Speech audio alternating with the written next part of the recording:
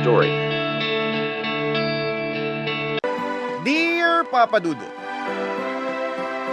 naranasan niyo na bang humiling sa Diyos ng isang bagay na gustong-gusto ninyo, pero hindi pa tamang panahon para ipagkaloob niya? Ako kasi ay oo. Umabot din sa puntong nagmakaawa na ako sa Kanya na ibigay ang bagay na yon at nangako na kapag tinupad niya, ang kahilingan ko ay aalagaan at iingatan ko yon hanggang sa kamatayan ko. Hindi ako tumigil sa pagdarasal ng bagay na gusto ko dahil pag huminto ako, ibig sabihin na hindi na yon mahalaga sa akin. Bago ko ipagpatuloy ang kwento ko ay magpapakilala muna ako. Ako si Maricon, 32 years old at taga Marikina. May asawa ko si Daniel na nagtatrabaho bilang admin assistant sa isang private company sa Ortigas. Ako naman ay nasa bahay lang. Ang pinagkakabalahan ko ay gumawa at magbenta ng mga kakanin tulad ng biko, puto at maha blanca para kahit papaano ay may libangan ako. Bukod doon ay naging fan na rin ako ng programa ninyong Barangay Love Stories, Papa Dudut. Dahil nalilibang ako sa pakikinig ng mga kwento ng mga kabarangay natin. Doon ko na nga naisipang magpadala ng sulat sa inyong email address at umaasa ako na maitampok ninyo ito, Papa Dudut. Magsisimula ang istorya ko noong 2021. Buwan ng Marso kung saan ay third wedding anniversary na namin ni Daniel. Pero kahit na ganoon na kami katagal na kasal ay hindi pa rin makabuo. Kaya wala pa rin kaming anak na masasabi naming amin. Meron kasi akong PCOS. At sinabi na sa akin ng OB ko na magiging challenging daw ang pagbubuntis ko. Hindi ko yon pinaniwalaan dahil marami naman akong kaibigan na nag-diagnose ng parehong sakit. Pero may mga anak naman sila. Kaya nga buo ang pag-asa namin ni Daniel na magkaka-baby rin kami, lalo na at pareho namin gusto at hinihiling yon.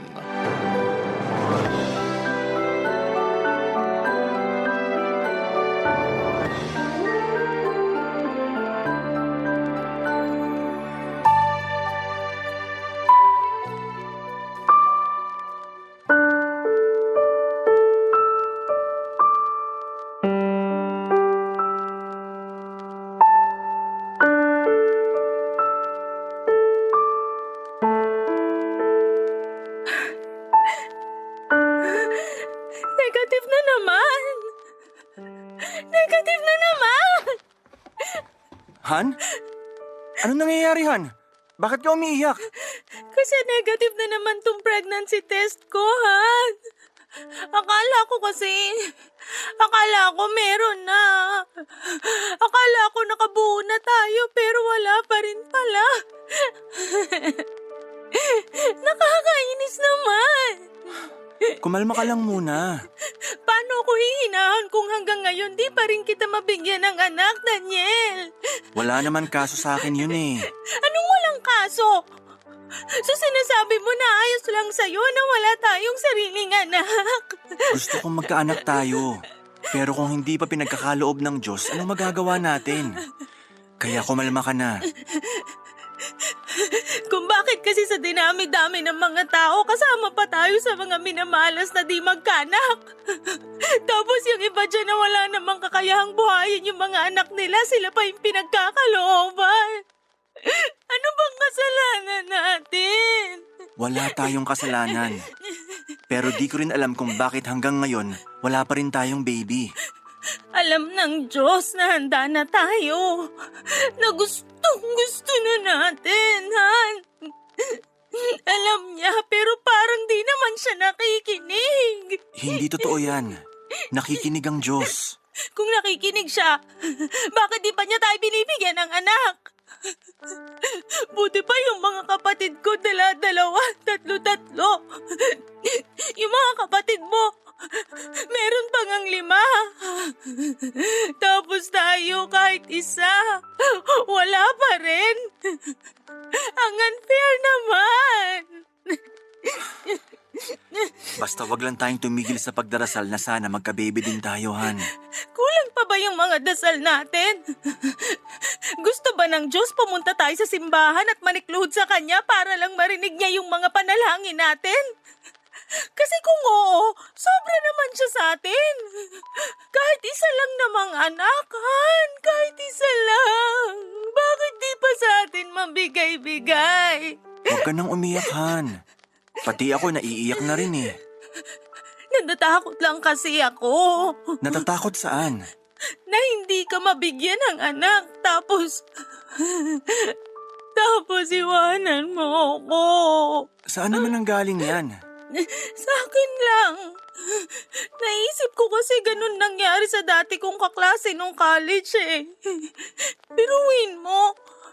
7 taon na silang magkarelasyon at 4 na taon ng kasal pero wala pa rin silang anak. Ayun. Pinagpalit siya ng mister niya sa iba. At dun pa talaga sa bayarang babae na nabuntis nun. Tapos, may kakilala pa ako na iniwan din ng mister niya kasi di sila nabubuhayan ng baby. Laging nalalaglag dahil di raw makapit. Gustong-gusto na raw magkaanak nung lalaki kaya bumuntis ng iba at iniwan din yung kakilala ko. Hindi naman ako katulad ng mga lalaking yun, no? Kahit na gusto ko nang magkaanak, di ko magagawang iwan ka para lang matupad yung pangarap ko. Gusto ko maging tatay, pero ikaw yung magiging nanay ng baby natin, Han. Baka sinasabi mo lang yan ngayon pero bukas makalawa magbago na isip mo ha. Baka mamaya makakilala ka ng ibang babae na may kakayahang bigyan ka ng anak. Tapos... Kung gagawin ko yun, edi hindi ko na tinupad yung sinumpaan natin sa altar na magsasama sa hirap at ginhawa. Tsaka mahal kita, Han. Ikaw yung pinakasalan ko. Ikaw yung gusto ko maging nanay na magiging anak ko. Ngayon kung wala pa talaga o kung hindi talaga tayo pagkakalooban ng anak, ayos lang basta magkasama tayo. Buo na rin naman yung pamilya natin kahit tayong dalawa lang. Iba pa rin yung may anak, Han. Lalo na yung nanggaling sa atin kasi mas lalong magiging masayang pamilya natin. Kaya nga wag tayong mapagod sa pagdarasal sa Diyos. Magtiwala tayo sa magagawa niya at wag na natin siyang questionin. Kasi naniniwala ako na darating yung panahon na magiging magulang din tayo, Han. Salamat, Han. Di ka talaga pumapalya na pag-aani yung nararamdaman ko. Mabuti nandyan ka. Hindi ko kasi alam gagawin ko kung wala ka. Hindi ako mawawala. Lagi mo akong maaasahan.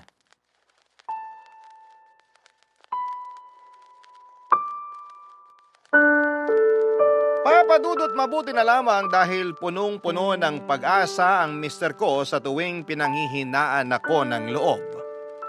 Malaking bagay yon upang makaya kong harapin at tanggapin ang kakulangan ko bilang isang babae. Kaya naman na-appreciate ko talaga si Daniel ng mga panahon na yon. Doon ko rin na-realize na iba-iba pala ang epekto ng PCOS sa mga babae.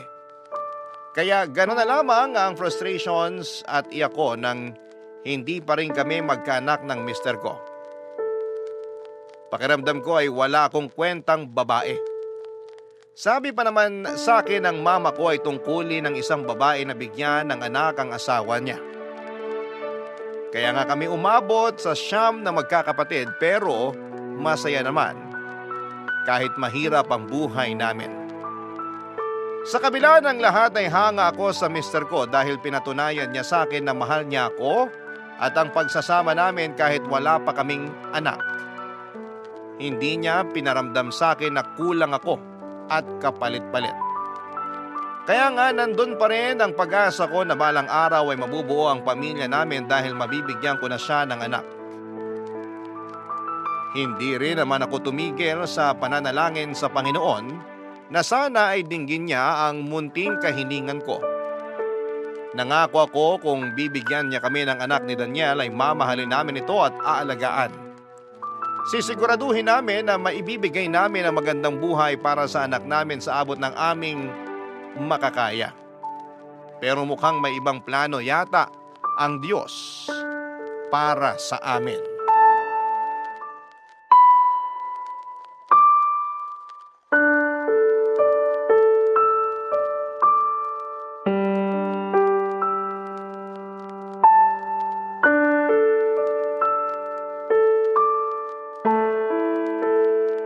Anong sinasabi mong gusto mong mag-ampon? Naisip ko lang naman na pwede nating gawin yon. Sakaling di na talaga tayo magka-babyhan. Kung ganon sinasabi mo na hinding-hindi na tayo magkakaanak? Yung sariling atin? Di naman sa ganon, pero Pero ano? Sabihin mo! ginawa na natin lahat. Nagdasal na tayo. Sinunod natin yung mga sinabi sa'yo ng doktor mo pero wala pa rin talaga. Ang akin lang, magpakatotoo na tayo. Di lumabas din ang totoo mong kulay. Ano bang sinasabi mo? Sabi mo, ayos lang kahit wala pa tayong anak kasi baka hindi pa to yung tamang panahon. Sabi mo, basta wag lang tayong tumigil sa pagdarasal kasi nakikinig naman ng Diyos pero ngayon gusto mo mag-ampon tayo? Wala namang masama sa naisip ko, di ba? Option yun ng ibang mag-asawa na hindi talaga makabuuhan. Pues, ayoko. Ayokong mag-ampon. Ayokong mag-alaga ng batang hindi naman nanggaling sa akin. Akala ko ba gusto mo na magkaanak tayo? Gusto ko nga, pero ayoko nung hindi sa akin galing mismo. Ano bang pinagkaiba nun? Ituturing din naman nating anak yung batang aampunin natin. Basta pakiramdam ko na hindi ko pa rin anak yung bata kahit na sabihin mong ituturing natin siyang parang tunay na anak. Kaya ayoko mag-ampon tayo. Ewan ko sa'yo, Han. Ang unfair mo. At ako pa ngayon yung unfair? Ikaw tong di makapaghintay na magka-baby tayo. Yung totoong atin kasi nanggaling sa atin. Naghintay naman ako At hanggang ngayon umaasa pa rin ako magkakaanak tayo. Pero di man lang pumasok sa isip mo na pwede tayong maging magulang sa ibang paraan? Hindi. At mas lalong hindi pumasok sa isip ko yung sinasabi mong pag-aampon. Ano ba kasing problema mo sa pag-aampon? Marami. Malay ba natin kung anong klaseng dugo ang nananalaytay sa mga ugat ng batang aampunin mo? Baka matigas ang ulo niya paglaki, suwael tapos hindi madisiplina. Tapos, paano kung sagot-sagutin na lang tayo niyan pag nagkaisip? O di kaya lapas tanganin bilang mga magulang niya? Sige nga! Naisip mo man lang ba yung mga bagay na yon bago mo gustuhin mag-ampon? Hindi mangyayari yun kasi nga ituturing natin siyang parang tunay na anak. Mamahalin natin siya bilang mga magulang niya, Han. Hindi ganun kadali yon. Paano ko mamahalin yung batang hindi nga nanggaling sa akin? Ikaw lang naman yata ang may issue. Dinadamay mo lang yung inosenteng bata. Siguro kaya di pa rin tayo binibigyan ng anak kasi di ka pa talaga handang maging magulang. Anong sinabi mo? Ulitin mo nga yung sinabi mo? Narinig mo yung sinabi ko. Bahala ka na nga dyan. At saan ka pupunta? Daniel, kinakausap pa kita! Doon sa labas. Magpapahangin. Pakiramdam ko nasasakal ako rito sa bahay Hindi ako makahinga. Sinasabi mo ba na ako ang dahilan kung bakit ka nasasakal? Sino pa nga ba? Meron pa ba tayong ibang kasama? Tayong dalawa lang naman yung tao rito sa bahay. Ang sama mo!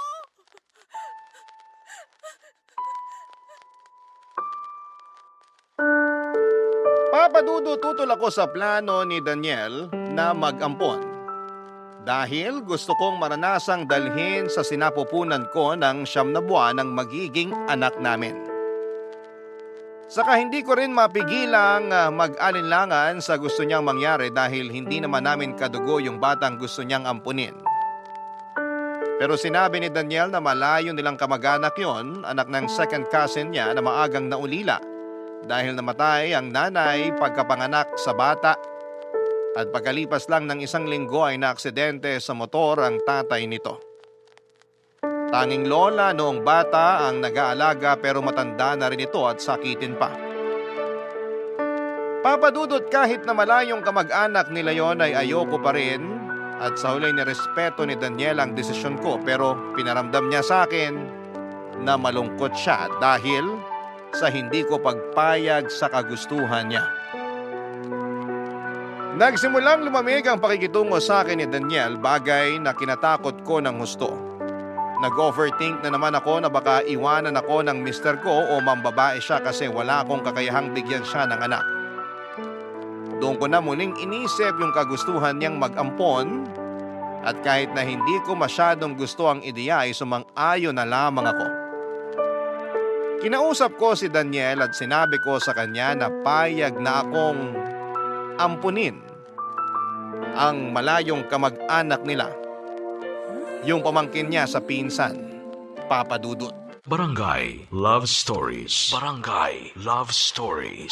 Magdadalawang buwan na yung baby nang mapunta sa amin at aaminin kong kahit papaano ay nakaramdam ako ng saya noong nahawakan ko na rin siya. Pero nandun pa rin yung bitterness kasi hindi namin siya dugot laman at hindi ko kaya ang magdala sa sinapupunan ko ng 9 na buwan. Alam ko na maunawaan ako ng mga nanay na nakikinig ngayon sa Barangay LS kung bakit ako nagkakaganito. Life-changing kasi ang pagbubuntis at panganganak, bagay na hindi ko naman naranasan dahil sa kondisyon ko, Papa Dudut. Sa kabila ng lahat ay naging masaya pa rin ang pamilya namin nang dumating ang baby boy namin. Kahit papaano ay nakumpleto kami at natupad ang pangarap naming magkaanak. Pero kung may labis na masaya sa amin si Daniel yon. Kasi sa wakas ay meron na siyang matatawag na anak. Lalo kong napatunayan kung gaano na nga niya kagusto na magka-baby kami kahit na lagi niyang sinasabi noon na ayos lang ang pagsasama namin kahit na wala kaming anak. Kaya naman nakaramdam din ako ng pagtatampo sa kanya pero hindi ko na namang pinahalata pa.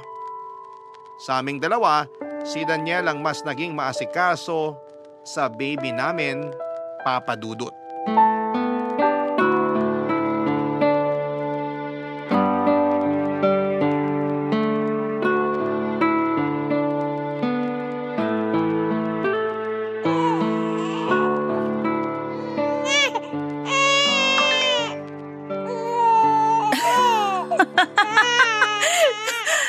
Dami talagang alam nitong BFF ko. Nakakatawa mga sinasabi eh. Han? Han, si baby umiiyak. Teka, reply ako nga muna. Excited na ako sa chika ng bruha. Han, si baby ka ako. Ano bang problema sa batang yan? Ano bang problema? Eh di mo ba naririnig na umiiyak si baby? Eh di ko narinig yung iyak Sana niya na. kasi alam ko tulog lang yan Nandito kanina. na si Papa. Ang sabihin mo, busy ka kasi kaka-cellphone. Ano bang problema mo sa pagsi-cellphone ko? Wala na ba akong karapatang mag-cellphone sa pamamahay na to? Meron. Pero sana unahin mong bantayan yung anak natin kaysa makipagchismisan dyan sa mga kaibigan mo. Daniel naman. Kanina pagsi-cellphone ko pinapakialaman mo, ngayon pati pakikipag-usap ko sa mga kaibigan ko? Sumusobra ka na yata. Iyak kasi ng iyak si baby. Paano kung kabagin to? Sige nga. Puro ka na lang baby, baby, baby. Wala ka ng bukang bibig kundi ang batang yan. Nakaalibadbaran na ako. Natural! Anak natin to! Hindi ko anak yung batang yan. Na hindi ko nga yung kaano-ano. Anong sabi mo? Bakit? Aawayin mo ko? Magagalit ka sa akin sa pagsasabi ko ng totoo? Hindi, pero... Ilalapag ko muna si baby. Tapos mag-usap tayo. Kung aawayin mo lang ako, mabuti pa wag mo na akong kausapin. Pagod na ako maghapon sa pag-aalaga dyan sa batang yan. Hindi kita aawayin. Kakausapin lang kita. Alam mo, sobra ka nung sinabi mo na dapat kong unahin yung pag-aalaga sa batang yon. Eh buong maghapon ko na nga yung inaalagaan eh. Hindi ko lang narinig na umiyak kung ano-ano na yung sinasabi mo sa akin. I'm sorry, Han. Hindi ko sinasadya. Doon ko lang na-realize na mali nga yung mga sinabi ko sa'yo. Mali talaga. Akala mo kasi wala akong ginagawa sa bahay na to bukod sa pag-aalaga dyan sa batang yan. Baka nakakalimutan mong kulang pa yung maghapon kakalinis at kakaluto para lang may makain tayo. Minsan nga di pa ako nakakapaligo kasi panaiyak niyang ampon mo. Pwede bang wag mo siyang tawaging ampon? Anong gusto mong itawag ko sa kanya, anak? Hindi nga kami magkaano-ano. Kahit na! Inampon natin siya para ituring na anak. Kaya anak ang itawag mo sa kanya. Bakit mo umiiyak? Wala naman akong ginagawa sa'yo ah. Wala. Pero masakit yung sinabi mo. Sorry, okay? Nabigla lang ako. Hindi ko naman sinasadya. Diyan ka magaling. Sa pagsusorry tapos uulitin mo na naman. Hindi mo ba naisip na nag-a-adjust pa lang ako sa pagdating ng batang yan? Tapos gusto mo na agad tanggapin ko siya bilang anak ko. Akala ko kasi ayos lang sa'yo. Kasi pumayag kang ampunin natin siya. Pumayag nga ako. Pero di ibig sabihin pipilitin mo na akong maging nanay niyang batang yan. Eh ano pa palang silbi nun? Kung hindi mo kikilalaning anak yung bata. Kaya nga bigyan mo ako ng time. Huwag mo akong madaliin, saka di ko naman pinababayaan yung bata eh. Inaalagaan ko siya, inaasikaso, kaya ano pa bang problema mo doon? Sorry, Han. Alam ko namang ginagawa mong lahat para sa anak natin. Pati ako inaasikaso mo. Sorry kasi hinusgahan kita at pinilit. Hindi na mauulit. Hindi na talaga kasi malapit na akong magtampo sa'yo. Iniisip ko tuloy na mas mahal mo yung ampon mo kaysa sa akin na asawa mo. Papa Dudut, mahal ko naman yung baby namin pero hindi buong buo. Dahil para sa akin ay hindi ko pa rin siya tunay na anak. At ang hirap lang tanggapin ng bagay na yon, kaya nga pinakiusapan ko si Daniel na bigyan ako ng panahon para makapag-adjust. Kapag pumapasok siya sa trabaho ay ginagampanan ko pa rin naman ang tungkulin ko sa bata bilang nanay.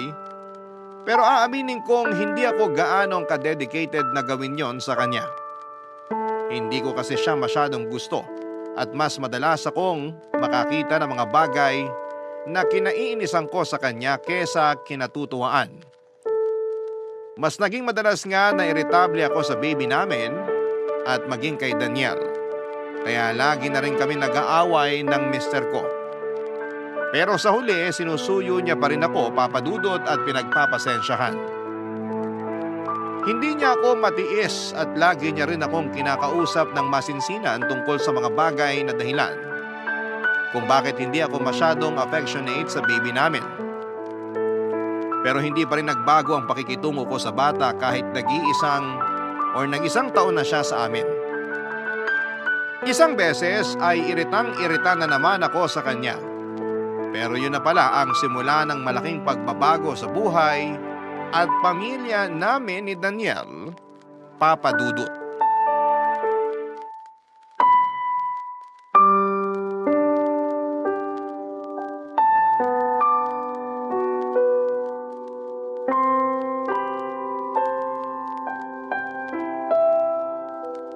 Oh my gosh! Oh my gosh! Daniel! Daniel, halika rito! Ano ba yun, Han? May nangyari ba sa'yo? Wala! Ay, meron pala! Meron nangyari sa akin at sigurado akong matutuwa ka kapag nalaman mo. Matutuwa ba talaga ako? Eh bakit ka naiiyak dyan? Hindi lang kasi ako makapaniwala na dininig na ng Diyos yung matagal na nating panalangin. Oh, tingnan mo tong pregnancy test. Dali, tingnan mo. Patingin nga. Totoo ba to? Oo, Han. Totoo yan. 2 linya. Ibig sabihin positive. Buntis ka? Magkaka-baby na ulit tayo? Oo, pero this time yung galing na talaga sa atin, Han. Salamat sa Diyos! Kasi tinupad niya yung hiling natin. Oh, bakit ka naman naiiyak dyan? Di ba dapat masaya lang tayo? Oo nga, pero di ko mapigilan eh. Masaya naman ako pero kakaiba lang yung kasiyahan ko kasi sa wakas magkakaanak na tayo, Han. Naranasan ko na rin naman maging ama simula nung dumating yung panganay natin. Kaya nga lalo ko na-excite na maging tatay ulit. Ako rin. Excited na ako maging nanay sa baby na nanggaling sa akin, Han. Matagal ko na kasing pangarap na maranasang magbuntis tapos nagkatotoo na. Kumpleto na ang pamilya natin. Matagal na kumpleto ang pamilya natin. Madadagdagan lang ng miyembro kaya mas magiging malaki. Sigurado ako matutuwa ang panganay natin kasi magiging kuya na siya. 1 taon pa lang naman siya. Hindi pa niya maiintindihan yon. Sa bagay, pero excited lang akong ibalita sa kanya. Ikaw talaga? Unahin mo munang sabihan yung parents at mga kapatid mo. Sigurado ako na matutuwa sila pag nalaman nila yung magandang balita. Lalo na sina mama at papa, tagal na nilang gustong magkaanak tayo. At natupad na naman yun nang dumating sa buhay natin ang panganay natin, Han. Oo nga, pero iba pa rin naman yung totoong galing sa atin talaga. Sa bagay, may punto ka rin naman. Alam mo, siguro nakita ng Diyos na handa na tayo maging magulang nung nag-ampun tayo, kaya pinagkalooban na niya tayo ng anak. Ha? Ganun ba yun? Pakiramdam ko lang. Bakit? Mali ba ako? Di naman sa ganun, pero pwede bang wag mo muna masyadong i-involve dito yung panganay natin? Bakit naman? Anak natin siya. Alam ko naman yun, pero gusto ko lang yung tayo-tayo lang muna. Ikaw, ako, saka yung magiging baby natin. Anong ibig mong sabihin? Hindi ko rin alam. Basta. Labo mo naman, Han. Yung panganay na naman natin yung pinagdidiskitahan mo. Eh wala naman siyang ginagawang masama sa'yo. Hindi ko siya pinagdidiskitahan, no? Yun kaya yung tono mo. Pinagsasasabi mo. Masyado ka lang advance mag-isip. Saka ayang ka na naman eh. Mas kinakampihan mo na naman yung batang yun kesa sa akin na asawa mo. Malamang nakampihan ko siya. Wala pa naman siyang kakayahang ipagtanggol yung sarili niya. Ikaw tong matanda. Ikaw dapat mas nakakaintindi. Gusto mong i-echipwera yung panganay natin, anak din naman natin yun. Pag-aawayan pa ba natin to? Kasi kung oo, sayang naman yung magandang balita, di ba? Ikaw kaya nag-umpisa. Huwag mo ibalik sa akin yung sisi. Ang saya-saya lang natin kanina tapos kung ano-ano na yung sinasabi mo dyan. Papa Dudut, nagkatampuhan kami ni Daniel ng araw na yon pero naayos din naman kalaunan. Ako ang nagsorry sa kanya kasi alam ko na na-offend ko siya sa mga sinabi ko. Hindi lang din talaga napigilan ang bibig ko. Ayoko kasi talagang isali ang panganay namin sa kasiyahan naming mag-asawa. Alam ko na medyo selfish yon pero ewan ko ba. Kahit na noong nag-isang taon na sa amin ang batang inampo namin, ay hindi pa rin ganong kalapit ang loob ko sa kanya. Pero isang himala talaga na nabuntis ako kaya naman nagpasalamat kami ng husto sa Panginoon dahil binigyan niya kami ng anak. Napakasaya ko, lalo na noong nalaman kong may buhay na sa sinapupunan ko. Kaya naman ginawa ko ang lahat para alagaan ang magiging anak namin ni Daniel. At nagdoble pa nga ang kasiyahan namin nang may makumpirma kami sa first ultrasound ko. Kambal ang pinagbubuntis ko. Ganon na lamang ang galak at excitement namin ni Daniel dahil sa dobling blessings na pinagkaloob sa pamilya namin. Hindi na kami makapaghintay sa pagdating ng mga anak namin at nadagdagan lang ang happiness nang ibalita namin yon sa pamilya namin. Pero syempre hindi nawala ang mga nagtanong kung ano daw ang plano namin sa batang inampo namin ni Daniel. Walang plano ang mister ko dahil malapit siya sa bata. Pero ako sa totoo lang, Papa Dudut, gusto ko nang isaoli yung batang yon sa pinanggalingan niya dahil magkakaroon na rin naman kami ng mga anak ni Daniel na masasabi naming galing sa aming dalawa, Papa Dudut. Barangay Love Stories. Barangay Love Stories.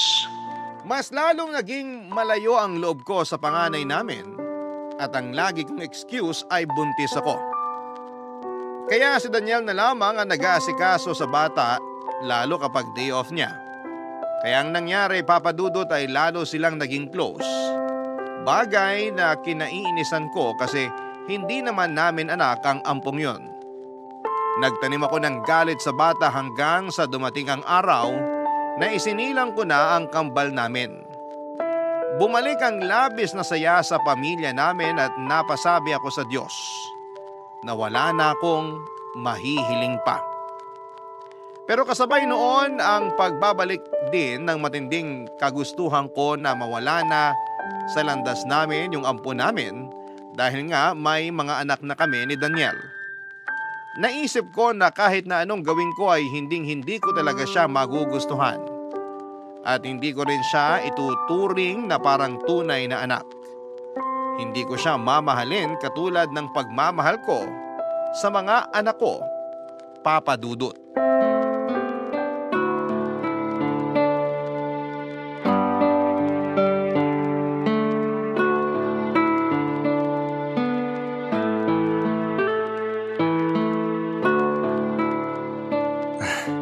Ayan, dyan nga, Han. Sige pa, diinan mo pa. Dito ba? Oo, sige, salatin mo pa. Ayan, sige pa. Ang sarap. Grabe, parang ang dami-dami mo ng lamig sa katawan. Baka kailangan mo na magpabento sa masasya. Di na to kaya ng hilot ko. Baka nga, pero laking tulong na rin naman ang masahe mo. Nabawasan sakit ng katawan ko. Thanks, Han. The best ka talaga. Naku, nang bola pa. Hindi kaya bola yon. Hindi ka nga rito. Tabihan mo ako sa kama. Hoy, baka ano na naman yung pinaplano mo, ha? Alalahanin mo, masakit katawan mo. Oo, pero Pagdating sa labing-labing, ayos na ayos pakiramdam ko. Tumigil ka nga, Daniel. Ito naman, parang binibiro lang eh. Ay, pero alam mo, ang saya-saya ko. Bakit naman? Kasi ang laki na ng pamilya natin. Simula nang dumating yung kambal, nadagdagan ng saya sa bahay natin. Pero syempre, nadagdagan din yung ingay. Lalo na pagsabay silang umiyak. Oo nga eh. Wala na akong mahihiling pa kasi kumpleto na tayo. Matagal na tayong kompleto simula nang dumating yung panganay natin, Han. Siya ang bumuo sa pamilya natin. Siya ang nagturo sa atin kung paano maging magulang. Napapansin ko, paborito mo talaga yung batang yon, no? Ha? Siyempre, anak natin yon. Hindi natin anak yon. Ano bang pinagsasabi mo? Huwag mong sabihin na magsisimula ka na naman ng away. Wala akong sinisimulang away dito. Sinasabi ko lang yung napapansin ko. Lagi mo na lang bukang bibig yung batang yun eh. Puro na lang siya. Eh paano naman yung mga anak natin? Pansin ko bihira mo na lang kargahin yung kambal. Paano ko kakargahin? Eh madalas naman tulog lang sila. Kahit na. Paggising sila saglit mo lang pansinin kasi madalas mong kalaro yung ampon mo. Hindi siya ampon. Anak natin siya. Hindi mo ako mapipilit at tratuhing anak yung batang yun kasi pag bali-baliktarin mo man ang mundo, ampon pa rin siya. Alam mo, may gusto sana akong sabihin sa'yo eh. Medyo matagal-tagal ko na rin tong iniisip. Ano yun? May mga anak na tayo, di ba? Yung totoong galing sa atin, kaya bakit di mo na lang ibalik yung ampon mo sa pinanggalingan niya? Ano bang sinasabi mo, Maricon? Hindi naman natin siya kailangan kasi may mga anak na tayo. Ayoko rin sa batang yun. Naiinis lang ako pag nakikita ko pagmamukha niya. Kaya pwede ba, ibalik mo na yun sa pamilya niya? Siraulo ka ba? Siraulo na kung siraulo pero ayoko sabi sa batang yan. Ikaw lang naman may gusto dyan eh. Siguro anak mo sa ibang babae yan, no? Anak ng... Sige, subukan mo ako saktan. Ipapabarangay kita. Ano ba kasing nangyayari sa'yo? Bakit ganyan yung naiisip mo?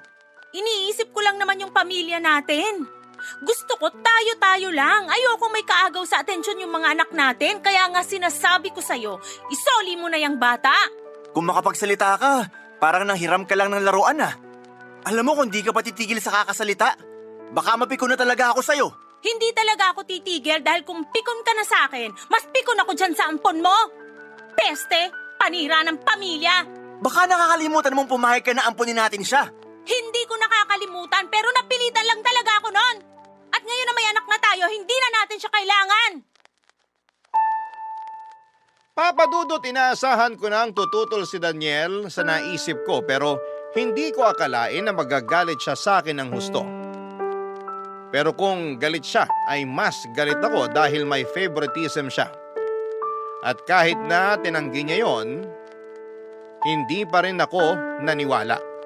Buo pa rin ang loob ko na isauli niya ang bata sa lola nito dahil may mga anak na kami. Pero naging matigas si Daniel kaya binantaan ko siya. Nalalayo ako at isasama ko ang kambal. Isang araw ay nagulat na lamang si Daniel na nakapag-impake na kaming mag-ina. Plano ko nung umuwi sa bahay ng parents ko dahil ayokong makasama sa bahay namin yung ampon niya.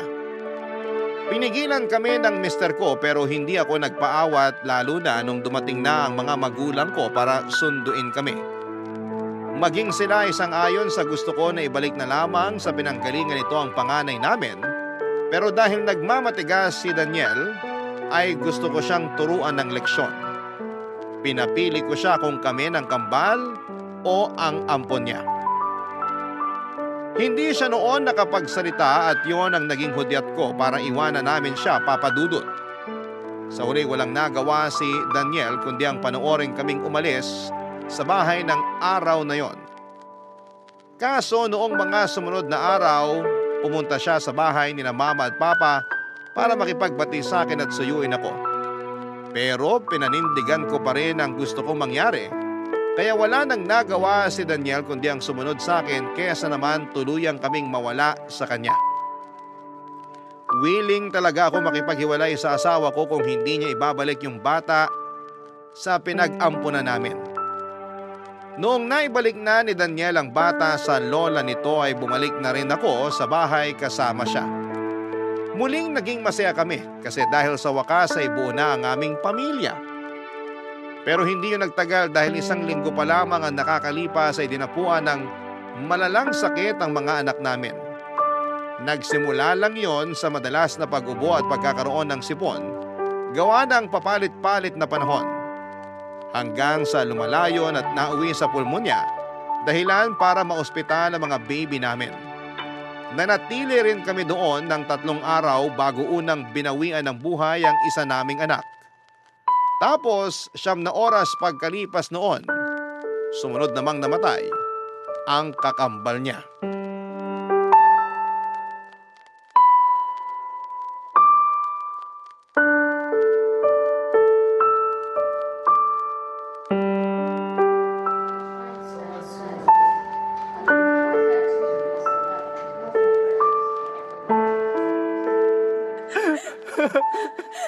Mga anak! Gumising kayo!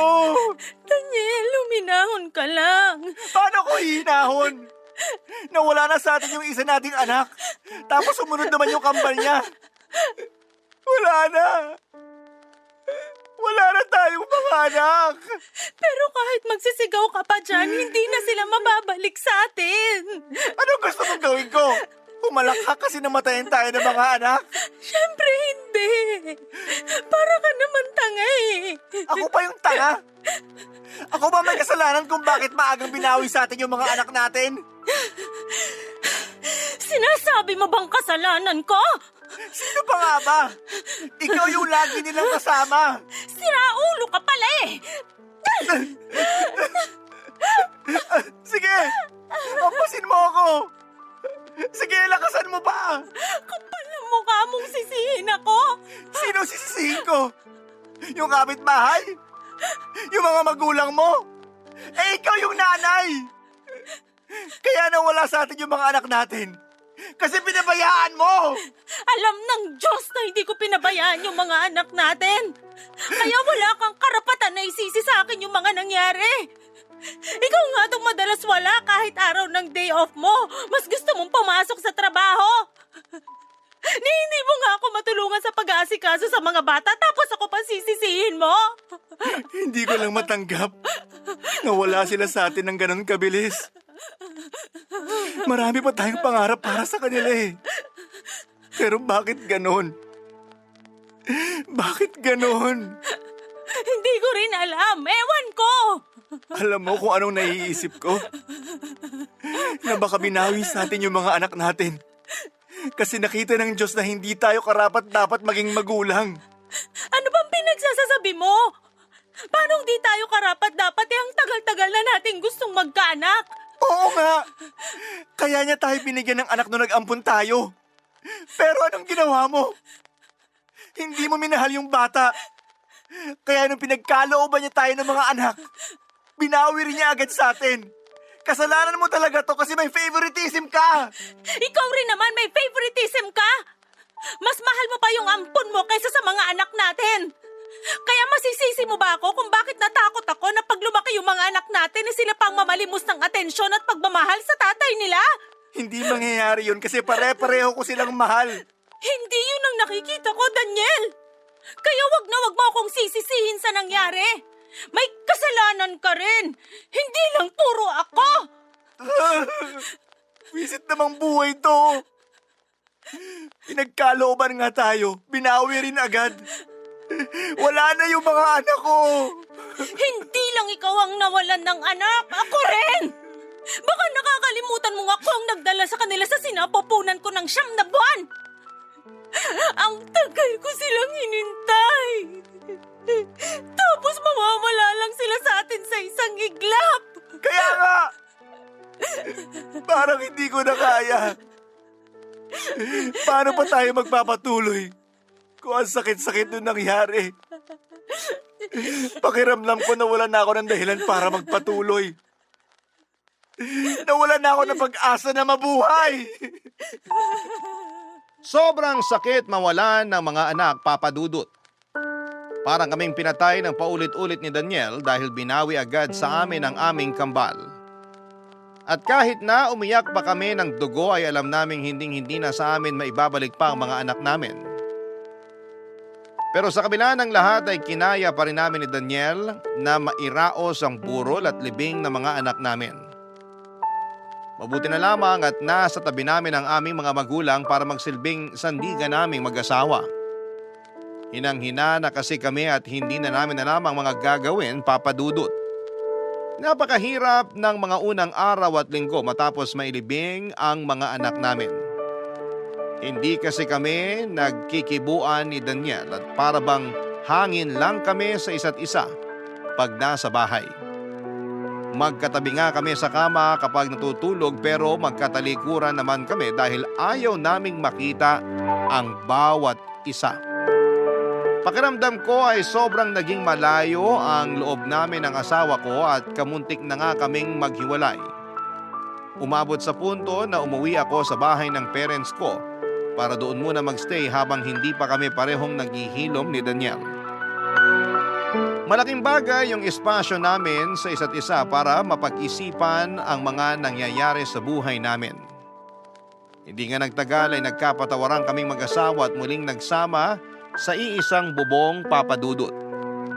Sa kasalukuyan ay pinipilit naming umusad ni Daniel. At kahit na mahirap gawin yon matapos ang mga nangyari ay pinili pa rin naming magpatuloy. Marami kaming pinagsisisihan. Lalong-lalo na ako.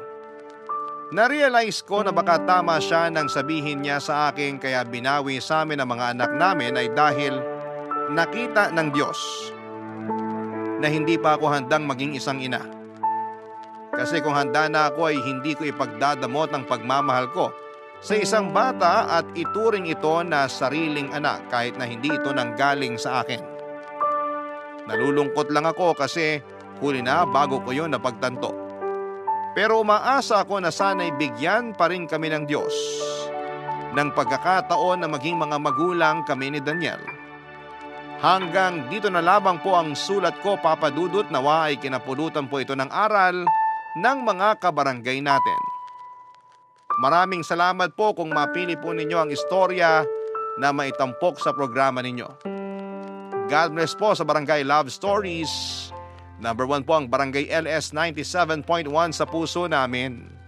Ang inyong forever kapuso at kabarangay, Maricon. Dear Papa Dudut, ako nga pala si Bea, 20 years old, isang aminadong conservative.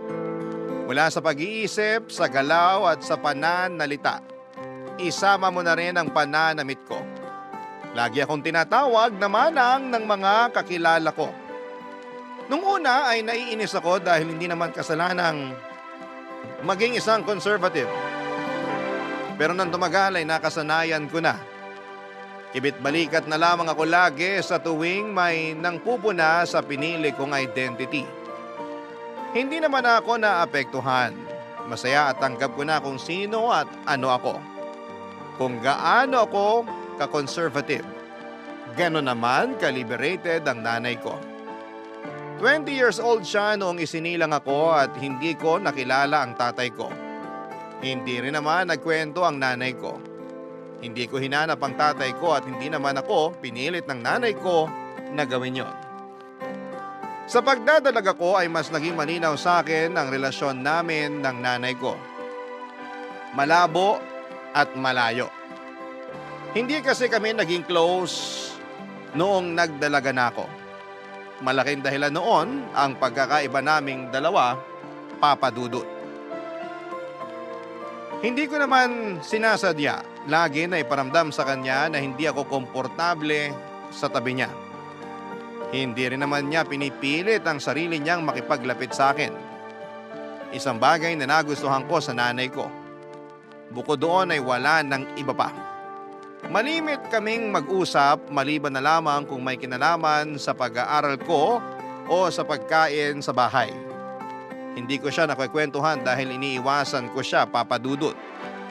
Minsan ay napuyat ako sa kakahintay sa kanya dahil may assignment ako sa school at kailangan ko siyang ma-interview. Ayoko sanang gawin pero kailangan. Dumating na lang siyang lasing at pasuray-suray habang ako ay nakaismid na nakatingin sa kanya, Papa Dudut.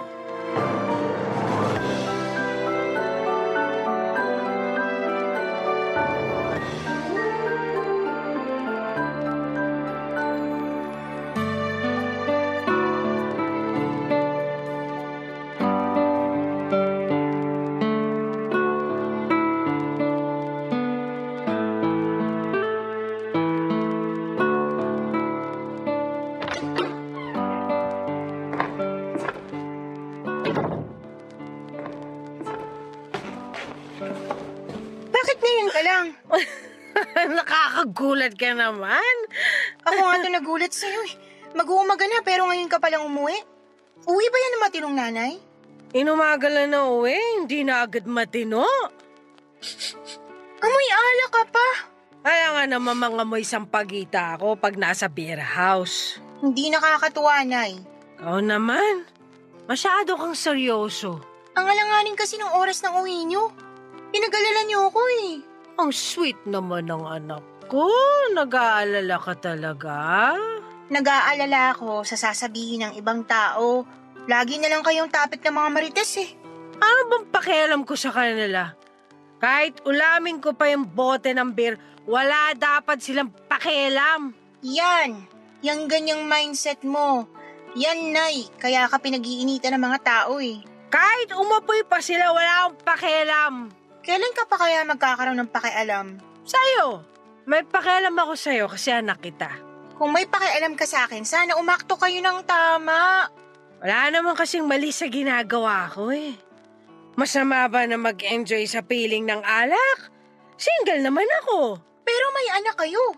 At hindi naman kita pinababayaan. Alam mo yan. Pero ako napapahiya sa mga tao dahil sa mga kagagawan niyo eh. Bakit ako mahihiya? Krimen ba ang uminom ng alak? Dapat ka na bang ikulong kapag nagpapakasaya ka? Hindi ko na kayo makontrol, Nay. Hindi mo naman ako dapat kinokontrol. Dapat, sinusuportahan mo ko. Parang ginagawa ko sa'yo. Suportado ko ang pagiging manang mo. Hindi ako manang ah. Aba, narinig mo na ba mga sinasabi ng mga kapitbahay natin sa'yo? Mas manang ka pa raw kaysa sa mga lola ng lola nila. Wala akong pakialam sa sinasabi nila. Hindi ako susunugin sa impyerno dahil lang sa pagiging manang ko. Eh, di parehas lang pala tayo. Wala talaga akong pakialam sa sasabihin nila. Abi na nga tayo diyan, nanak. One time lang. Pwede bang maligo muna kayo para mawala yung kalasingan nyo? Ipaapir-apir pa kayo nalalaman dyan eh. Opo, nanay. Maliligo na po. Pasensya na po. At magkape kayo para bumaba ng amats nyo. Alam mo na mga alak lang at orange juice ang trip kong inumin. Nay! Apo, masusunod. Mahal na mana. Mahal na Reyna. Hindi na po ako natutuwa. Bakit ba ang init ng ulo mo sa lasinggerang nanay mo? May assignment kasi ako sa klase at kailangan kitang may interview para doon. Pero dahil sa kalagayan mo ngayon, mukhang imposible kong magawa. Interview lang ba? Sus! Kaya ko yan. Ilabas mo ang mic at ayusin mo ang sofa para kunwari nasa talk show tayo. Ikaw si Boy Abunda at ako ang guest mo. Ay, teka. Ikaw si Bea. Bea Bunda! Ang witty ko ron kahit lasing ako, ha? Ewan ko sa inyo. Tulog na nga lang kayo. Maghahanap na lang ako ng ibang nanay na makakausap ko ng matino.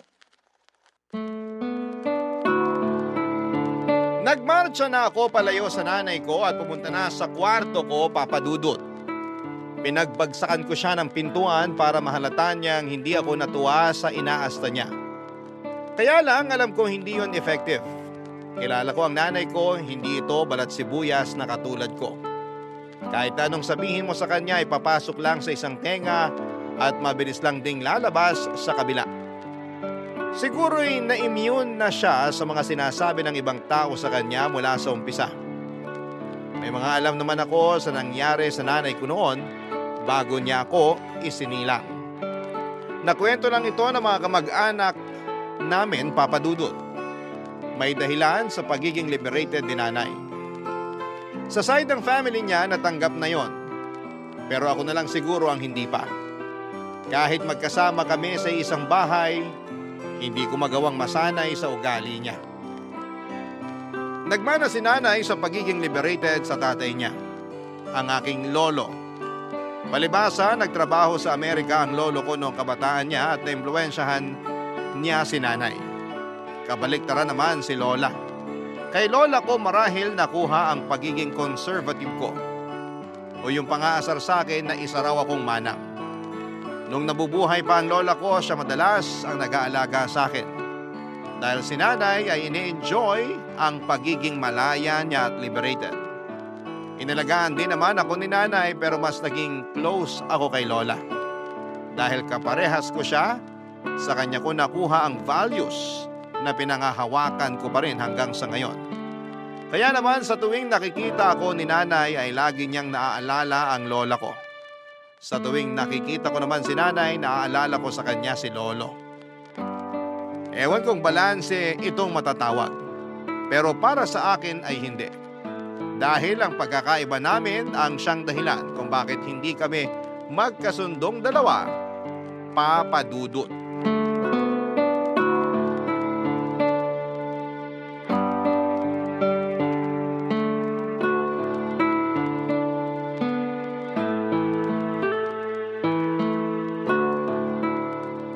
Saan ka pupunta? Imimit ko lang po yung best friend ko, birthday niya. Makiki-birthday ka sa best friend mo sa ganyang damit? Seryoso ka ba? Ano problema sa pananamit ko? Lahat! Disente ang suot ko. Di ka lang sanay sa ganitong pananamit. Hindi lang ako sanay makakita ng baduy manamit. Magpalit ka nga! Magkakasorais ako sa damit mo eh. Ayoko, magandang suot ko. Anong maganda? Tumingin ka na ba sa salamin? Lahat ng salamin dito sa bahay tiningnan ko na. Walang pangit sa suot ko. Anong salamin yung tinignan mo? Yung basag? Ay nako, ang lakas mangpuna ng damit samantalang kayo. Kita na ang kaluluwa? Paulit-ulit mo nang sinasabi yan. Tanggap ko naman. Natural ang kaluluwa ko at walang halong kemikal. Kaya okay lang. Pero yung suot mo ngayon, natural at puro kemikal na kabaduyan. Sige nga, anong masama sa suot ko? Naka-turtleneck ng floral at long sleeves pa. Sa Baguio ba ang birthday? Nilalamig ka, girl? Magkakatonsillitis ka ba kapag hindi ka gumamit ng floral na turtleneck? Regalo to ni Lola sa akin. Kahit regalo pa yun ng guardian angel mo, dapat hindi mo tanggapin. Tapos ipapares mo sa naguhumiyaw na tiger print na palda? Tapos rubber shoes na pula? Anak ba kita? Nasa nagdadala lang yan. Hindi mo nga madala ng maayos. Naaawa ako sa mga makakakita sa'yo sa totoo lang. Magpalit ka. Huwag mo akong bigyan ng kahihiyan. Hindi ako magpapalit. Maganda nga tong suot ko para walang makasilip. Walang magkakaroon ng interes na silipang ka. Magpalit ka. Halika, tutulungan kita. Ayoko nga. Plano mo ba maging mascot sa birthday ng kaibigan mo? Kasi kung oo, edi congratulations! Ang lakas mo manlait, Nay. Samantalang ikaw ang iksi ng mga suot mo. Parang lagi mong pinapasilip ang rayuma at varicose veins mo. Uy, wala akong varicose veins. Rayuma. Nagsisimula pa lang. Huwag mong pakialaman ang ugat at tuhod ko, ha? Ang dapat mong pakialaman ay kung paano ka tamang mag-mix and match ng suot. Naka-mix and match na to. Nakamix lang pero hindi match. Utang na loob, magpalit ka! Ano na lang sasabihin ng ibang tao sa akin? Pinalaki kitang walang fashion sense?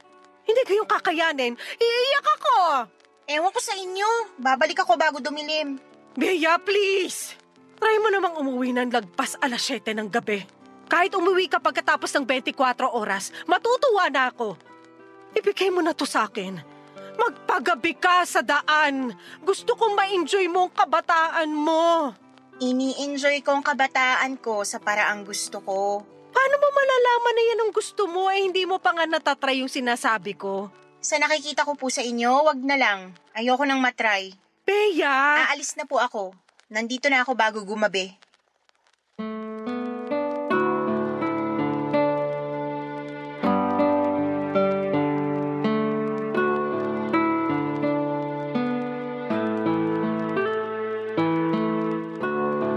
Papadudot nagmamadali na akong lumabas para hindi na makahabol si nanay ng satsat sa akin. Sa mga ganong sitwasyon lang niya ako madalas binubungangaan. Kapag napapansin niyang sumosobra na ang pagiging conservative o manang ko. Gusto niyang masubukan ko na magwalwal kasama ang mga kaklase kong nag-aaya sa akin sa inuman o kaya ay magpagabi. Pero hindi ko kasi nakahiligan yon. Iniisip ko pa lamang ay para na akong nasusuka. Hindi kaya ng sistema ko na lunukin ang lifestyle ng nanay ko. Marami pa siyang gustong ipasubok sa akin, Papadudot. Tulad na lamang ng make-up, ilang beses niya akong binibilhan ng make-up pero lahat ay pinamimigay ko lang. Bukod kasi sa hindi naman ako marunong gumamit noon ay hindi ko rin nakikita ang kailangan ko pang gumamit noon. Tanggap naman, ang itsura ko, Papa Dudut. Hindi para sa akin ang makeup. Ang isang bagay nga na hindi ko magawang tanggapin mula sa nanay ko ay yung pagpupumilit niya sa akin na magparitoke. Nakahanap kasi siya ng buy one take one promo nung selebrasyon ng Mother's Day sa isang beauty clinic. Ilang araw niya akong pinipilit na maghanap ng ipaparitoke sa mukha ko. Ilang beses siyang nagmakaawa para may kasama siya. Nagsuggest siya na magpalaki raw ako ng dibdib o kaya ay magpakapal ng labi dahil yon ang uso. Nagulat ako sa mga gusto niyang mangyari at sinabi kong kasalanan sa Diyos ang gawin yon, Papa Dudut. Tinawanan lamang niya ako at sinabing marunong lagi magpatawad ang Diyos, Papa Dudut. Barangay Love Stories. Barangay Love Stories. Sa pagdaan pa ng mga araw ay mas lalong nalayo ang loob ko kay nanay. Lalo kapag nagkakaroon ako noon ng flashbacks tungkol sa pagpapalaki niya sa akin. Kung paano niya kausapin ang mga kaklase at mga kaibigan ko. Hindi na ako natutuwa sa kanya pero dahil nanay ko siya ay kinakailangan kong tiisin kung sino siya. Nangako na lamang ako na kapag nakapagtapos na ako ay magmamadali akong umalis sa poder niya. Wala na akong balak magpakita sa kanya o makisalamuha kahit tuwing Pasko o kaarawan niya. Tanging pagpapadala na lamang ng pera ang koneksyon ko sa kanya. Siyempre hindi ko pa rin naman siya pababayaan dahil utang na loob ko sa kanya ang lahat. Pero pinangako ko na hanggang pera lang ang makukuha niya sa akin at hindi ang pangunawa ko. Mahirap lang talagang unawain ang mga prinsipyo ni nanay. Mahirap siyang unawain in general. Dapat nasanay na ako, hindi ba? Dahil 2 dekada ko na siyang kasama. Pero hindi ko maintindihan ang sarili ko kung bakit hindi ko pa rin makuha ang punto niya sa buhay na pinili niya. Hindi na siya bata pero kung umasa siya, akala mo'y teenager lamang at ang nakakainis pa ay parang wala siyang pakialam sa mga sinasabi ko. Parang hindi niya maintindihan na hindi ako okay sa nakikita ko sa kanya. Hindi niya alam na nakakaapekto na sa mental health ko ang mga desisyon niya sa buhay. Lalo na ang mga sinasabi ng ibang tao sa aming dalawa. Pati ako ay nadamay na sa mga chismis ng mga kakilala namin. Kung siya'y walang pakialam, ako naman tong laging nasasaktan.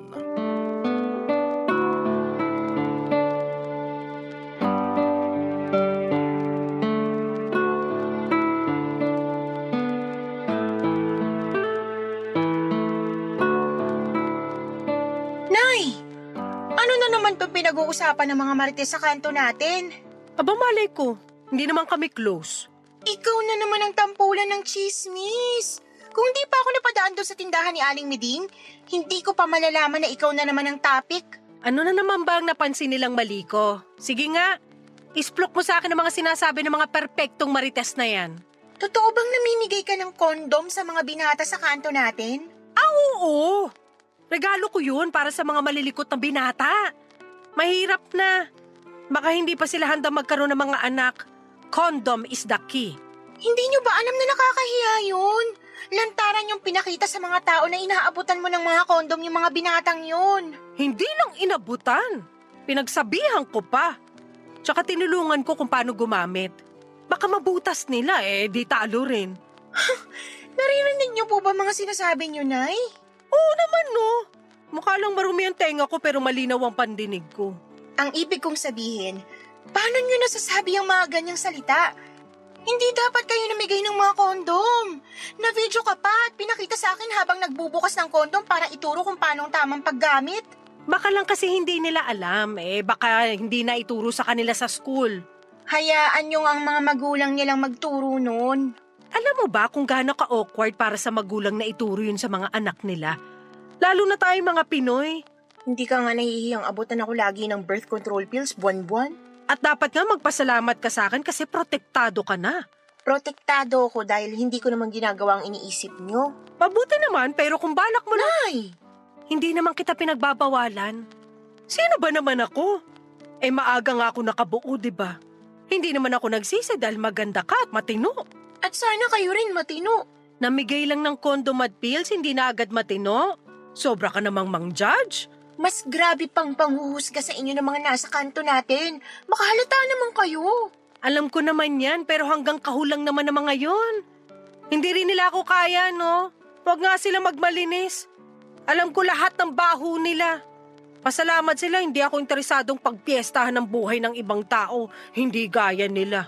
Wala sana silang pagpipiestahan kung hindi ka pabigay ng mga ichichismis nila sa'yo. Kasalanan ko ba kung interesting ang buhay ko para sa kanila? Ako ata ang artista/vlogger dito sa barangay natin. Bawat galaw ko binabantayan. Pinag-uusapan. Paano hindi babantayan ang bawat galaw nyo? Sobra naman kasi ang ginagawa ninyo. Mukha lang sobrang ginagawa ko sa mga taong kulang ang pangunawa sa mga katulad ko. Ang hirap nyo rin kasing unawain.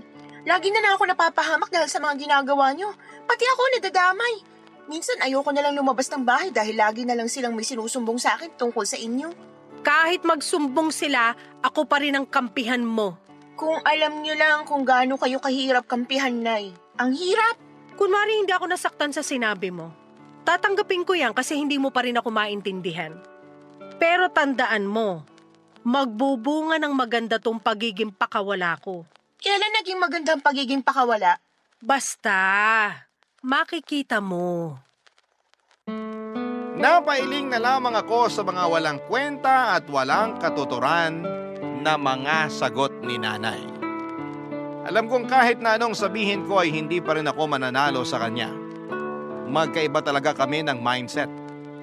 Kaya hindi niya makita ang punto ko. Hindi ko rin makita ang punto niya. It's a tie.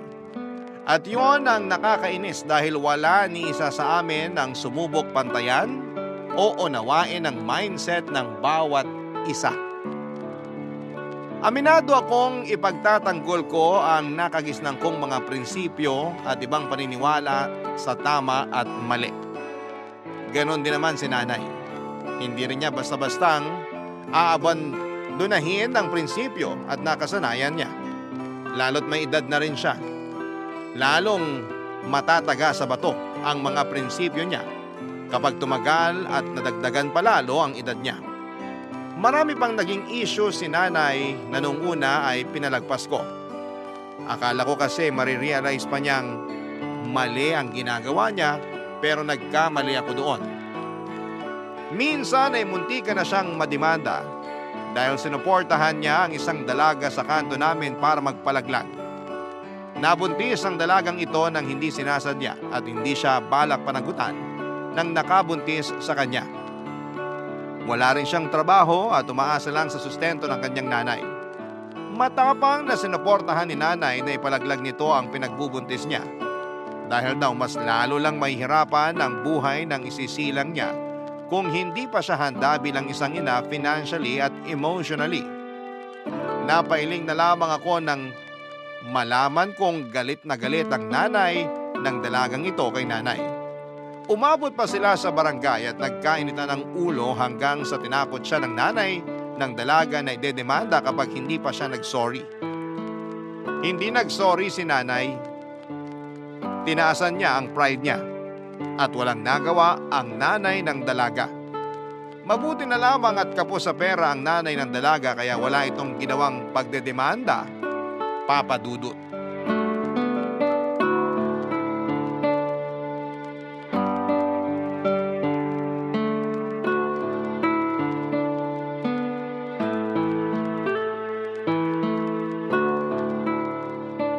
Nay, Ano yon?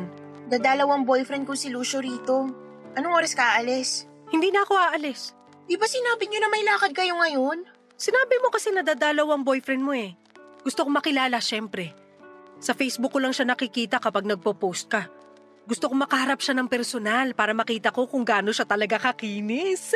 Nay! Oh, huwag mo sabihing mamasamain mo pa yung comment ko na makinis siya ha. Sobra naman na ata pagiging conservative mo niyan. Ayoko lang na nagko-comment ka ng ganyan sa boyfriend ko. Nakakaasiwa. Ang banal mo naman masyado. May kumakatok. Baka si Lucio na yan. Teka, bagay ba ang lipstick ko sa spaghetti strap na suot ko? Hindi. Ayos, bagay nga. Pagbuksan mo na. Lucio, napaaga naman yung dating mo. Na-excite lang ako na makita ka. Nakaalis na ba nanay mo? Sa kasamaang palad, hindi pa raw siya aalis. Pasok ka na. Salamat. Hello po. Magandang gabi po, ma'am. Nanay na lang itawag mo sa akin. Makinis ka kaya gusto kita maging son-in-law. Nay! Bakit? Makinis naman talaga siya. Nasa lahi lang po siguro. Oh, Bea, narinig mo yon. Makinis ang lahi ni na Lucio. Kaya magpalahi ka na sa kanya. Chos! Nay, ano ba? Ikaw naman? Binibiro ka lang eh. Lucio, ilang taong ka na pala? 25 years old po. Ah, maganda yan. Mas matanda ka dapat sa babae para ma-handle mo siya ng maayos. Ang hirap pa naman pakisamahan nitong si Bea. Madalas lang po yung toyo niya pero kaya ko naman pong i-handle. Lucio? Ay, tumigil ka, Bea. Banding namin to ng son-in-law ko. Nakakatuwa naman po kayo. Parang ang saya niyo pong maging nanay. Sobrang cool. Si Bea lang naman yung nagtatakwil sa akin. Yung mga kabataan dito sa lugar namin, gusto nila ako maging nanay. Paano hindi ka gugustuhin parehas mong pakawala? Ano yun? Sabi ko po, pakawalan niyo na si Lucio kasi kami naman muna ang magbabanding. Teka, may kondom ka ba dyan, Lucio? Nay, sobra ka na! Nagtatanong lang ako kasi sabi mo magbabanding kayong dalawa. Eh mali ko ba kung anong banding yung gagawin nyo? Gusto ko mag-iingat kayo. Wala po akong kondom na naitatabi. Akong bahala sa'yo. May natira pa ako mula dun sa mga pinamudmud ko sa kanto. Nagpamudmud po kayo ng kondom? Oo, buong araw. Hindi niya kailangan ng kondom. So ginagamit mo na yung pills na binili ko sa'yo? Nagpipills ka, Bea? Hindi! Bakit naman hindi? Sayang naman yun. Baka mag-expire. Yung iba pa naman nakuha ko lang dahil naka-promo. Dahil malapit na mag-expire. Gamitin mo na. Unahin mo yung mga mag-e-expire ngayong taon. Dali na. Lagi niyo na lang ako binibigyan ng kahihiyan. Ano bang nakakahiya sa pills at kondom? Malawak lang talaga isip ng nanay mo. Nakakatuwa nga eh. Hindi lahat ng mga nanay ganyan mag-isip. Thank you, Lucio, ha. Nakahanap na rin ako sa wakas ng kakampi. At dahil dyan, ako na ang bahala sa 1-year supply mo ng condom! Chos! Nainis ako nang magkampihan sina Nanay at Lucio Papadudut. Pinagkaisahan nila ako. Marami pang binida si Nanay sa pagiging liberated niya. Nakahanap kasi siya ng kakampi kaya ang lakas ng loob niyang bumida sa mga bagay na hindi naman tama. Hindi na nga ako sumasali noon sa usapan nila Papadudut.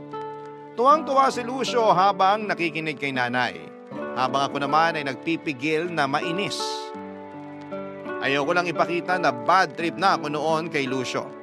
Kaso hindi rin makahalata si Lucio na hindi na ako komportable sa usapan nila ni Nanay. Nainis akong lalo dahil alam naman niyang conservative ako pero harap-harapan niyang pinakikita na mas pabor siya sa pagiging liberated ng isang tao. Nagtatampo man pero sinikap kong hindi yon ipakita sa kanilang dalawa Papadudut. Lalo't nakita kong nagkakasundo na silang dalawa. Siguro'y nagustuhan kong makita na magkasundo ang nanay at boyfriend ko kahit na hindi ko gusto ang paraan nila ng pag-uusap. Hindi rin kasi conservative si Lucio at hindi rin naman siya liberated katulad ni Nanay. Nasa gitna lamang siya. Pero noong pagkakataong nagkaharap at nagkausap na sila, parang na-recruit na ni Nanay si Lucio para maging katulad niyang pakawala. Hindi na ako natutuwa. Kaya naman hinila ko na si Lucio at sinabing may panonoorin pa kaming pelikula sa kwarto. Tinukso kami ni Nanay at sinabing baka magpanggap lang kaming manonood pero iba naman pala ang gagawin namin. Sinabayan niyo ng malakas na tawa ni Lucio. Mas lalo kong nailang at nainis. Kaya ang ginawa ko ay pinauwi na lamang si Lucio at nagpanggap na may kailangan lamang akong tapusin na school project. Naniwala naman si Lucio at hindi nahalata ang totoong nararamdaman ko. Nagpaalam na si Lucio at si Nanay naman ay naghanda na rin para umalis. Nagplano na siyang ituloy ang lakad niya dahil tapos na niyang makilala si Lucio Papadudut. Barangay Love Stories. Barangay Love Stories. Hindi ko na muling pinadalaw si Lucio sa bahay Papadudut. Doon na lamang kami madalas sa bahay nila kapag walang mga magulang nito. Nagtanong si Lucio kung bakit ayaw ko na siyang papuntahin sa bahay at sinabi ko ang katotohanan. Hindi ko gusto na naiimpluwensyahan siya ni nanay at tinawanan lamang ako ni Lucio. Wala naman daw masama sa mga sinasabi ni nanay.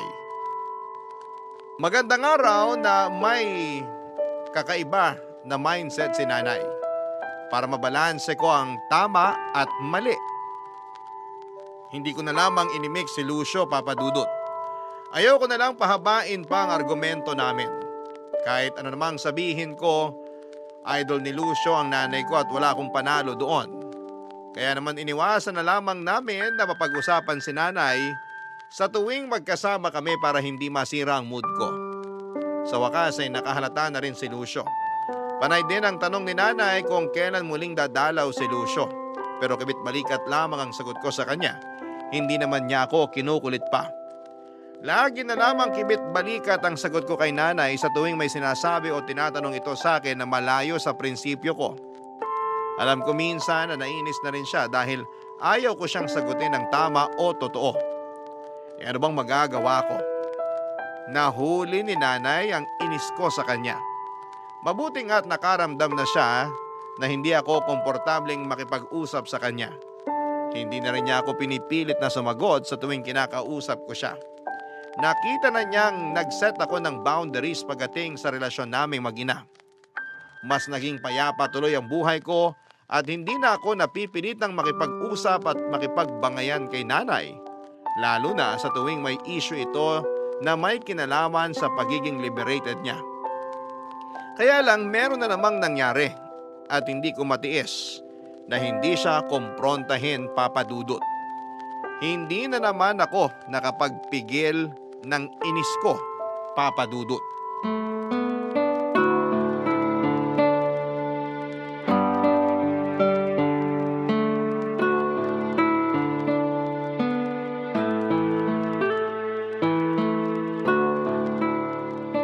Nay, mag-usap nga tayo.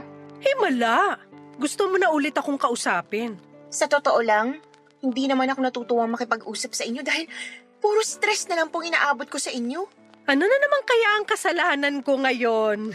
Bakit kayo nag-post ng video sa Facebook tungkol sa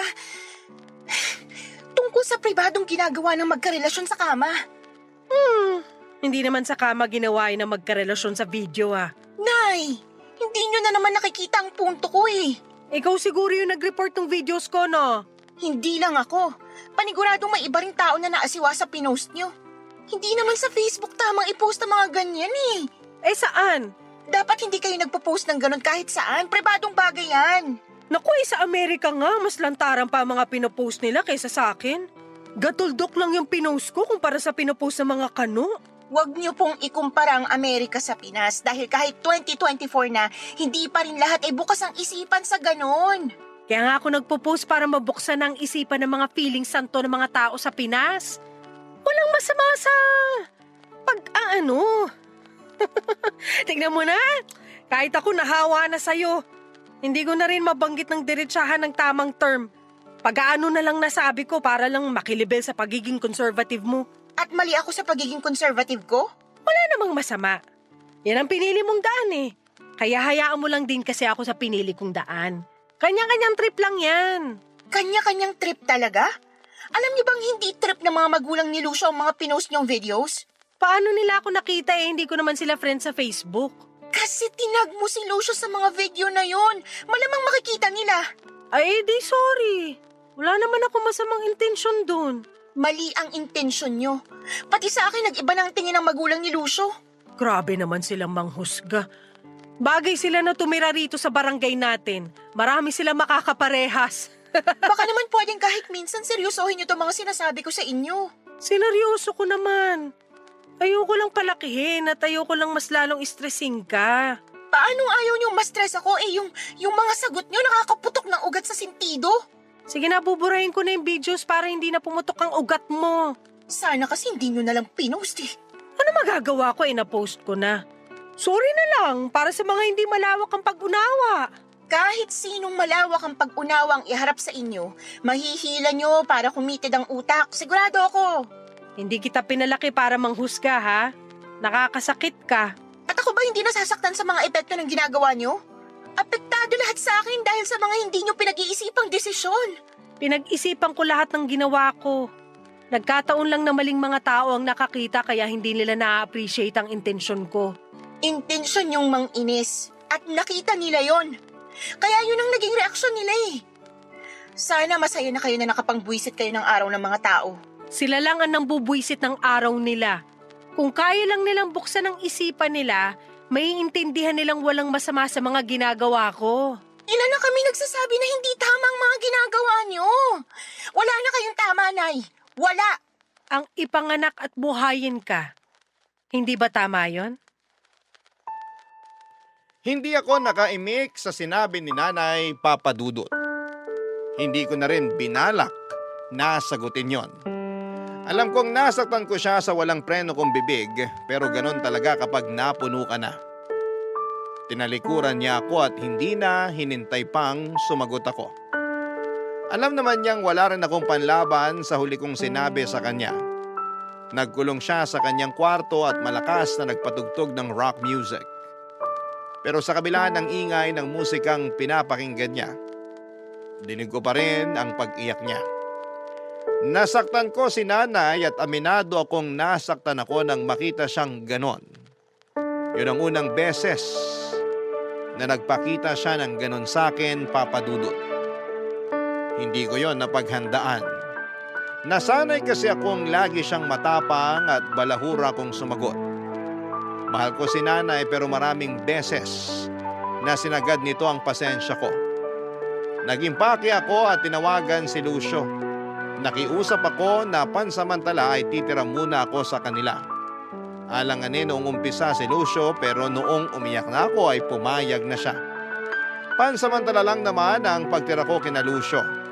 Nagpapanamig lamang ako sa mga nangyari sa pagitan namin ni Nanay. Babalik din naman ako sa bahay namin at hindi ko pa kasi kayang harapin noon dahil alam kong magkakailangan pa kami. Nag-iwan ako ng sulat kay Nanay na pansamantala ay magpapasama muna ako kay Lucio. Hindi naman niya sinagot ang sulat na yon at hindi rin niya ako minessage kahit sa Facebook or text. Nagsimula na akong tumira pansamantala kay Lucio. Inasikaso naman niya ako pero hindi pa rin nawala sa isipan ko si Nanay. Bihira kong umuwi ang mga magulang ni Lucio. Kapag andun ang mga magulang niya ay madalas lamang akong nagkukulong sa kwarto ni Lucio dahil nahihiya ako. Baka kasi hindi pa rin nila mapatawad ang ginawang pagpo-post ni Nanay ng malalaswang videos sa Facebook. Siguro inabot ako ng 2 buwan sa bahay ni Lucio bago ako nagpasyang umuwi ng bahay, Papa Dudut.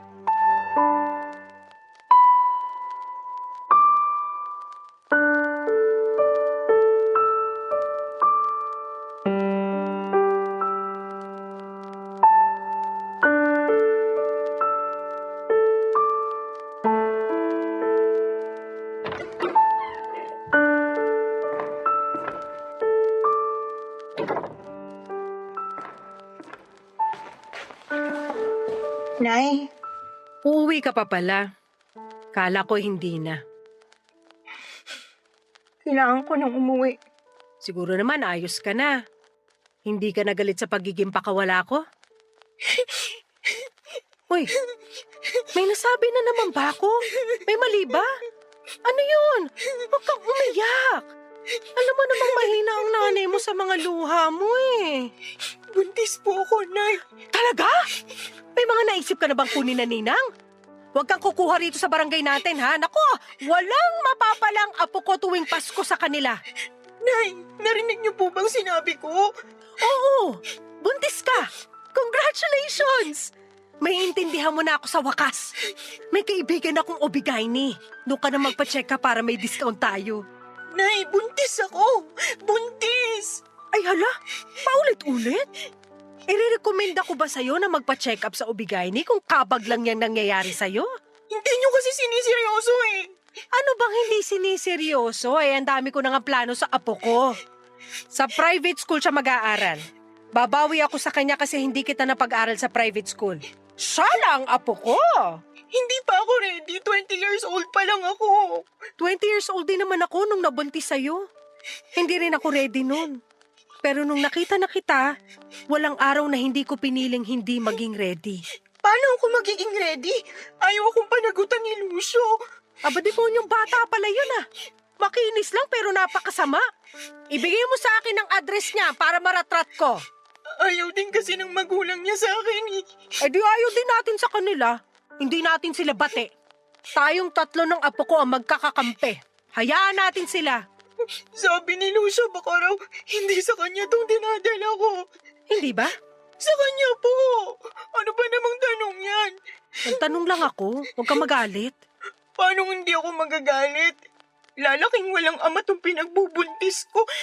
Matutulad ako sa inyo. Wala namang masama na tumulad ka sa nangyari sa akin. Maayos naman kitang pinalaki. Matalino ka. Alam mo ang ginagawa mo sa buhay. Madalas nga, mas nanay ka pa kaysa sa akin eh. Kaya mo yan, anak. Maniwala ka sa sarili mo. Hindi ko to kaya ng walong amang anak ko. Nakaya ko naman. Masaya naman ako. Makakayanan mo rin yan. Paano nyo nasabi? Aminado naman ako nung simula na natakot ako. Naisip ko pa nga ipalaglag ka eh. Kaso na naginip ako. Nanganak daw ako at kalong-kalong na kita sa panaginip ko. At yun daw ang pinakamasayang pangyayari sa buhay ko. Dreams do come true nga. Kasi totoong ikaw ang pinakamasayang nangyari sa buhay ko. Kahit lagi mo kong inaaway. Sabi ng magulang ni Lucio, hindi raw talaga si Lucio ang tatay ng pinagbubuntis ko.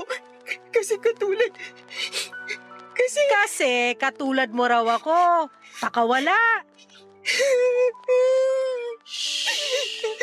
Huwag ka nang umiyak. Wala talaga tayong kontrol sa sasabihin at iisipin ng ibang tao. Pero may kontrol tayo sa buhay natin. Hayaan mo sila sa mga iniisip at sinasabi nila. Tanggapin mo na lang kahit nakakasakit. Tapos layuan mo na sila. Kasi alam mong hindi sila makakabuti sa'yo. Pero paano po itong pinagbubuntis ko? May experience naman ako sa pagiging single mom. Bea, kaya natin to. Magtiwala ka lang sa pakawala mong nanay. Kaya natin to. Nagdagdag pa ng biro si nanay pero hindi na niya naituloy dahil niyakap ko siyang bigla. Doon na kami parehong naiyak. Yun ang unang beses na niyakap ko siya at naramdaman ko ang takot niya. Alam kong natakot din siya sa nangyari sa akin pero dahil mahina ako at kailangan ko ng kakampi, kaya siya ang tumindig para sa akin. Siya ang naging pader ko na sinandalan kahit alam kong gusto na rin niyang magiba dahil sa takot sa pwedeng maging future ko at ng anak ko. Sa unang pagkakataon ay nagkasundo kami ni nanay. Masarap pala sa pakiramdam na maging kakampi mo ang nanay mo. Sana dati ko pa yung nakita. Pero may kailangan lang palang ituro sa akin ng Diyos para magbalik ako sa piling ng nanay ko. Ang nanay ko na sa una ay iniisip kong pakawala. Pero sadyang malaya at gising lang ang kanyang kaisipan. Kaya hindi siya magawang unawain ng ibang tao dahil nagtutulog-tulugan pa rin sila. Tulad ko. Minsan din akong nagtulog-tulugan pero ngayon ay mulat na at gising na. Sa ngayon, papadudot ay unti-unti nang napapansin ang tiyan ko. Nakikita na kami ng mga kapitbahay sa tuwing lumalabas kami ni nanay para magpa-check up o bumili ng mga kailangan para sa magiging anak ko. Alam naming pinag-uusapan kami ng mga marites sa daan. Pero mas lalo lang kaming nawala ng pakialam. Totoong hindi namin kontrolado ang iniisip at sinasabi nila pero kontrolado naming huwag magpaapekto sa mga laman ng utak nila. Mas pinili naming ireserba ang enerhiya namin para sa mga mas magandang bagay. At yon ay ang pagdating ng panibagong blessing at aral sa buhay namin ni nanay. Ang magiging anak ko. Maraming salamat po sa pagbasa ng aking liham, Papa Dudut. Naway mapakinggan ko po ito sa Spotify dahil doon namin madalas pinakikinggan ni Nanay ang mga episodes ninyo. Muli maraming salamat po sa inyo. Ang inyong kapuso at kabarangay forever, Bea.